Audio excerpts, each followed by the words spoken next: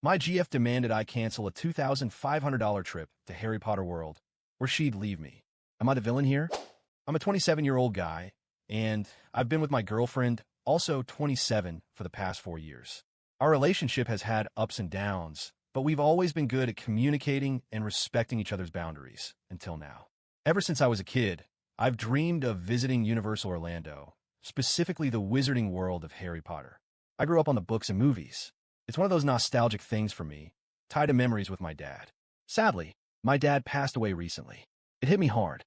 I inherited some money, not life-changing, but enough to pay off my debts and have a bit left over. I decided to finally do something for myself and book this trip I've always wanted. To make it even better, I invited my best friend to come along. He's a Star Wars fanatic, and we figured we'd split time between Universal and Disney World. We both agreed this was probably our only shot to do something like this for the foreseeable future. When I told my girlfriend about it, she initially seemed supportive. She said she wasn't interested in coming, which I respected. From the beginning of our relationship, we had a boundary. I could enjoy Harry Potter, but she wouldn't be involved in anything related to it.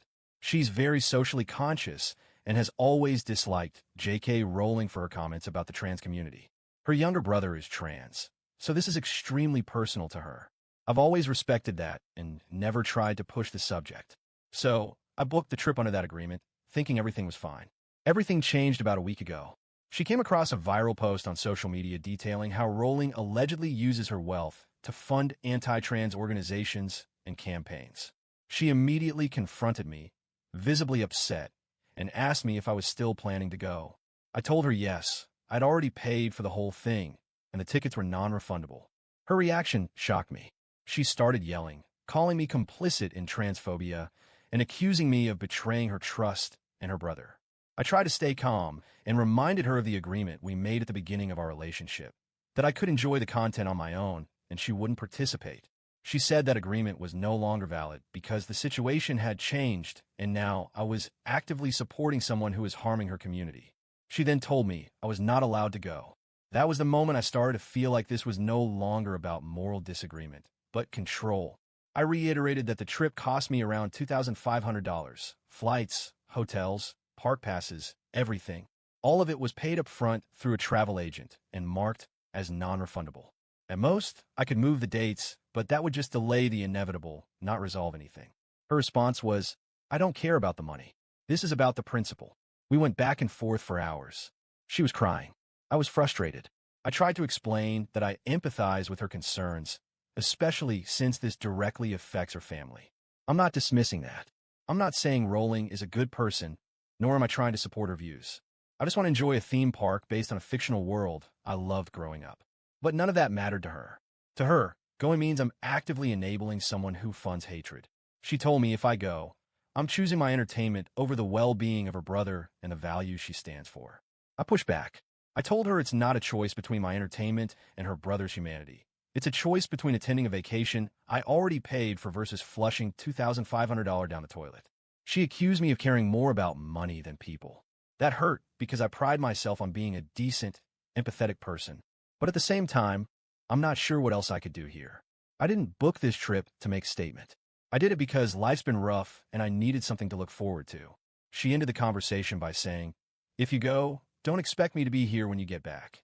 Now I'm stuck wondering if I'm being selfish or if she's being unreasonable. I genuinely don't know what the right move is anymore. On the one hand, I understand her pain. Her brother being trans makes this all the more personal for her. And yeah, maybe Rowling is doing things I don't agree with. But I don't think that makes everyone who walks into Universal Studios a bigot. If that's the standard, I think we're all failing it in one way or another. At the same time, it feels like I'm being emotionally blackmailed. I was honest about this trip from the start.